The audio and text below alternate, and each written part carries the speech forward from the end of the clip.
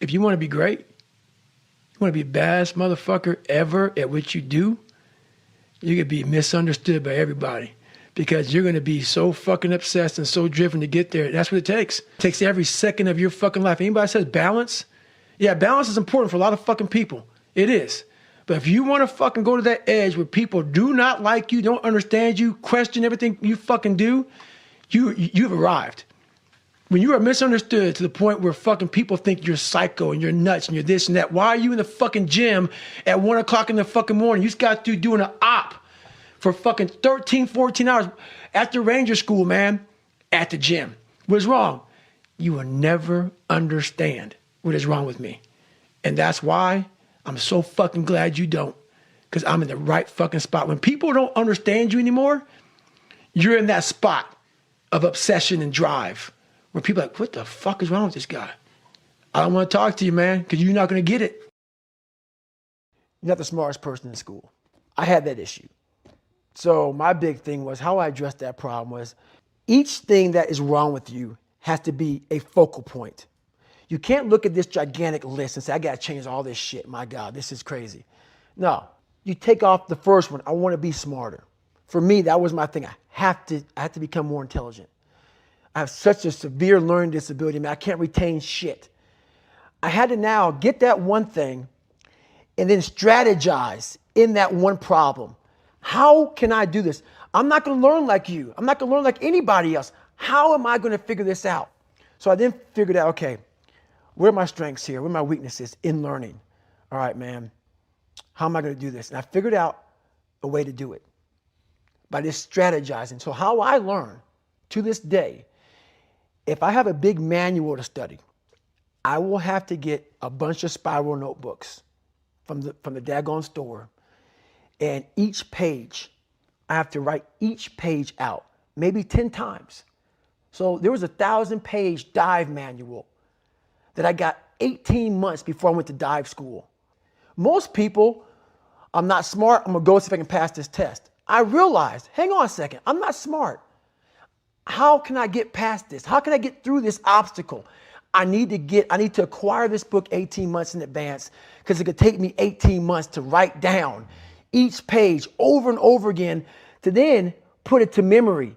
So when the question came up, I had written that question so many times down on paper that I can recall, okay, page 71 was where I remember seeing this, and I can recall it that way. And that's how I did it. So you got to strategize on each problem you have in life. Slowly break down that problem. Don't think about all the problems you have, just one at a time. And before you know it, you fix all these problems, but you cannot focus on all of them. Just on the one thing at a time. So today, I decided to try to PR my long run. So the first half of the run, I'm feeling great. My mind is clear, nothing going on. Think about nothing but my running pace, what I'm doing, my breathing, everything like that. Get to mile 15, I turn around, and the demons start to creep in. That inevitable wall is creeping up on me. When you push so hard, something's about to give. And I started to give. My mind started to break down. I started feeling my legs starting to hurt. I started feeling dehydrated. Started feeling sorry for myself. Started looking around.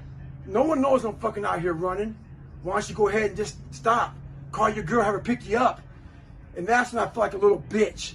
And this is when your mind has to fucking change. You gotta start thinking, I'm the grittiest motherfucker in the world. Your dehydration? Fuck it. Lick your motherfucking lips.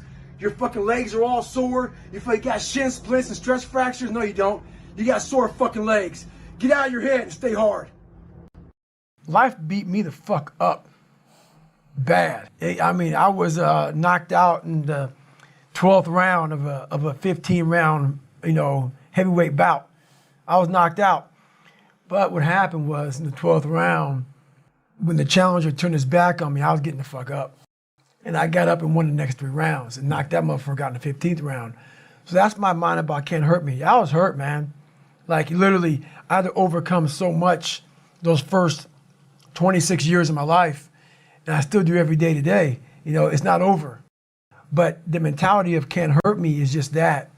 No matter what's in front of you, man, you have to face, you have to confront, you have to overcome and move forward. So my father, some of the kids that bullied me my learning disabilities, all these things I went through in life, stuttering, has so many different issues, failing and failing and failing, I'd overcome them, or they would have overcame me. People have a hard thing understand. I hate to run. And what makes me so crazy, it doesn't anymore, is people go, well, why do you run if you hate it? What are you talking about? I don't want to take showers and eat either. I hate that too. That's life, man. It wasn't until I changed that mentality that I became somebody. I hated going to school. So guess what? I was dumb as shit. But if you can get through to doing things that you hate to do, on the other side is greatness. That's what people understand. By me running, I am callous in my mind. I'm not training for a race. I'm training for life. I'm training for the time when I get that 2 o'clock in the morning call that my mom is dead or something happens tragic in life. I don't fall apart. I'm training my mind and my body and my spirit so it's all one, so I can handle what life is going to throw at me. Because the life I've lived, it throws a whole bunch at you. And if you're not physically and mentally prepared for that, you're just going to crumble. I was at military free fall school with Morgan Luttrell. Marcus Luttrell, if you guys don't know, was the lone survivor, the guy. He was in a bad op went bad. He was the only Navy SEAL that lived. Long story short, you got to get the book, read Lone Survivor, great story. Morgan is Marcus Luttrell's twin brother, and I was there with Marcus. So what happened was myself and Morgan were in free fall school. At the same exact time, Marcus was in the worst incident in SEAL history. So I knew that Marcus might be dead. He wasn't dead. Everybody else was dead. So I actually brought Morgan, I actually told Morgan, hey man, your brother was in a bad incident. I don't know if he's alive. I don't know what's going on. Long story short, Marcus is alive, and I go on to want to raise money for families. All these guys died. They all had kids. I want to raise money for the Special Operations Warrior Foundation. It's a foundation where 100% tuition goes to these kids to go to college, full tuition, whatever. So I found this great foundation. I'm going to raise money for it. So I said, you know what? I have to Google something that's evil, something very hard. I knew nothing about ultra marathons. I hadn't even run a marathon. I knew nothing about this world. So I Googled the top 10 hardest races in the world. And what comes up is a Badwater 135. It's a 135-mile race through Death Valley in the summertime. I thought it was a stage race. I thought it was a race where you run like 20 miles, set up camp, barbecue outside, and then go run some more the next day. So I called the race director up at the race. I said, hey, Chris, his name is Chris Kosman. I want to do your race. So we had a long conversation. I was much heavier then, and I hadn't put running shoes on in over a year. I'm around between 240 to 270. My weight has varied a lot through the SEAL teams and out of the SEAL teams, so I was a heavy guy. But the long and short of it all was I hadn't put running shoes on in over a year. I was a big-time power lifter. I lifted weights heavy. That's what I did. I got back home from Iraq, went straight to free fall school, and then this happened. So I called Chris Kosman up on a Wednesday. He says, look, man, the only way you can qualify for my race is to run 100 miles at one time in 24 hours or less. There happened to be a race that Saturday, so 4 days later. And he said, if you qualify by running 100 miles or less in 24 hours, I will consider you my race. I'm going to cut to the chase. I signed up for this race. It's called the San Diego One Day, where you run around a 1 mile track for 24 hours to see how many miles you can get. My goal was 100 miles. So I got to mile 70, and I cleared 70 miles in like 12, 13 hours pretty quickly. But I was done. My feet were broken. I was stress fractures, shin splints, muscles were tearing. I was in bad shape. No water, didn't know what the hell I was doing out there. Had on some tube socks. It was just ridiculous. It was a clown show.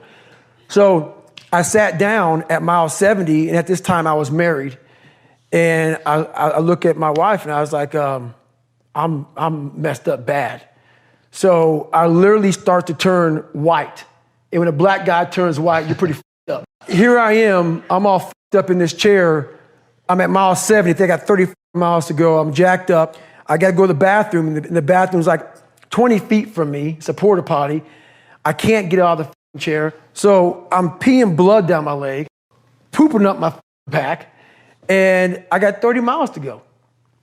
And I can't stand up because my blood pressure's all messed up. I've been in 3 hell weeks, Ranger School, overcome so many obstacles in my life. This last 30 miles of this race is when I realized a human being is not so human anymore. We have the ability to go in such a space if you're willing to suffer, and I mean suffer. Your brain and your body, once connected together, can do anything. And this 30 miles was the life-changing moment. I was out of it. I was in the worst pain in my entire life. I was, to me, on the brink of death. And I was able to chunk this 30 damn miles into small pieces. I was so driven, and I'm not gonna say motivated because motivation's crap. Motivation comes and goes. When you're driven, whatever's in front of you will get destroyed. So I sat in this chair and I was so driven to succeed in this race. And at this time, everybody goes, were you thinking about the guys that died? And I'm not gonna lie to you, I wasn't. This became a personal thing. This became me against this race, me against the kids that called me nigger, me against me. It just became something that I took so violently personal. And I broke this thing down into small pieces. I said, okay, I gotta get nutrition. I gotta be able to stand up before I can get off this curb and get off this chair and be able to go 30 miles. So I went through all these small steps and I was able to stand up. And then from standing up, I was literally walking around with my wife at the time, and she goes, you're not gonna make the time. She goes, you're walking like 30-some minute miles. I got to mile 81, and the second she said that I'm not gonna make the time, I ran the last 19 miles nonstop. And I can show you right now when we get done with this. Matter of fact, I'm gonna show you right now. This was years ago, and I had to put compression tape, and so this was years ago. I had literally the size of $50. I had to get compression tape, and I taped up my ankles and I taped up my feet, and that's how I got through that race. So I literally went through all of BUDS, my last SEAL training, with stretch fractures and shin splints. And how I did it was I would tape my ankles all the way up to my calf every morning. So for the first hour, the pain was excruciating. But what would happen is my feet would go numb. And I did that every single day for 6 months. That's how I got through my 3rd hell week, because I was so broken from the first 2 that the commander said, hey, the CEO said this is your last time we're sending you through. So that's how I got the idea to do that. So with the right, and people may listen to this and say, this guy is sadistic, he's crazy, no, if you know how I came up, you realize I was just a scared kid that found drive and passion to be something much better than what he thought he was. That's all it is. Self-talk and visualization are the 2 keys to my success. I believed for that last 19 miles, I was indestructible. Because I took myself in that chair, crapping up my back, peeing blood down my leg, shin splints, stretch fractures. I use all that for motivation versus negativity. I use it for motivation. I said to myself, who on this earth would still be going right now? You are. You are. You gotta be the hardest on the planet. Is it true? I don't give a At that time, it got me to the finish line of that race. I believed it. I believe it today. I believed it enough to where my body said, he's not gonna stop. And I took all the negative things. I need to go to the hospital, this and that. And I used it all. Who the hell could even get out of that chair? You did. Who the hell would even think about taping stretch fractures up? You did. All those things I used for motivation. This voice in my head guided me to the spot where I'm at today. And if you don't believe that you're here for a reason, your life will seriously hurt. And I start looking at my life and all the shit I went through as God put me, God, whatever you believe in, put me here to go through this. And now I see all the hundreds of thousands of lives I'm changing by the hell I went through. There's a lot of power in that. So my purpose as I started going through this journey, instead of looking at like, woe is me, God, man, why the fuck, man, why? I started looking at it as, it's the perfect training ground. You knew exactly what you were doing. You knew exactly what the fuck you were doing, obviously. You put me in every situation possible to tell a story that needed to be told. I mean, it was a very scary road. A guy who was afraid of a lot of things, to then find power in fear, to find power in overcoming fear, and to get to where I'm at today where there's very few things that I'm really afraid of because I know how to control it. I know how to manage it. I know how to work it to my advantage now. It's something else, man. So I really challenge people to really do a live autopsy on your brain. And the reason why I talk about my childhood so much in this, because I don't want you to put a title on me. Because once you title me as a freak, you now put yourself in a position where you can be very comfortable in saying, it's just not possible for me. The thing that makes me so pissed off in this world, man, the only thing that gets me mad nowadays is that so many people die with untapped potential because they think that someone else is fucking better than them. And they were born, not with the greatest tools. You don't need shit. You need the ability to fucking grind your ass into a fine fucking powder. And when you're in that fine powder, find a way to build that motherfucker back up repeatedly. And it's possible. You were bullied.